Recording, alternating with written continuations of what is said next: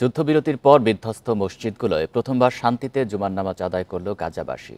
আর তহবিল ঘাটতিতে প্রয়োজনীয় ত্রাণ সরবরাহ বিঘ্নিত হচ্ছে বলে জানিয়েছে জাতিসংঘ।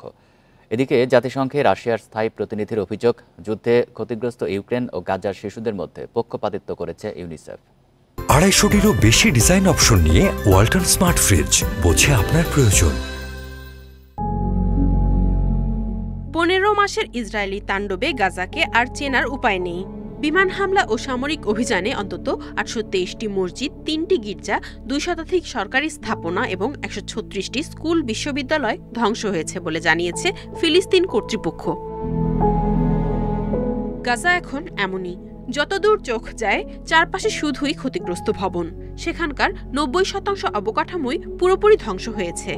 ইসরায়েলি হামলা থেকে বাদ পড়েনি মসজিদও, অথচ যুদ্ধ শুরুর আগে প্রাণবন্ত ছিল এগুলো। দৃষ্টিনন্দন গম্বুজ আর নকশার সৌন্দর্য মুগ্ধতা ছড়াতো। যুদ্ধবিরতি কার্যকরের পর প্রথমবার শান্তিতে জুমার নামাজ পড়েছে গাজাবাসী। শুক্রবার খান ইউনিসের প্রায় ধ্বংস হয়ে যাওয়া নাসেরদিন আল আবানি মসজিদের সামনে জড়ো হয় মানুষ। এদিকে তহবিল ঘাটতির কারণে যুদ্ধবিরতির মধ্যে প্রয়োজনীয় ত্রাণ সরবরাহ করতে পারছে না জাতিসংঘ। এতে ত্রাণের উপর নির্ভরশীল কয়েক লাখ ফিলিস্তিনির জীবন ঝুঁকিতে পড়বে বলে সতর্ক করেছে সংস্থাটি। গাজাবাসীর সহায়তায় আন্তর্জাতিক সম্প্রদায়কে এগিয়ে আসার আহ্বান জানিয়েছে তারা।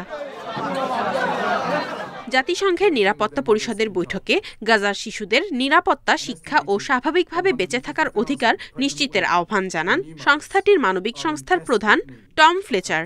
আর রাশিয়ার স্থায়ী প্রতিনিধি ভ্যাসিলি নেবেনজিয়ার অভিযোগ, ইউনিসেফ ইউক্রেনীয় শিশুদের চেয়ে গাজার শিশুদের কম গুরুত্ব দিয়েছে।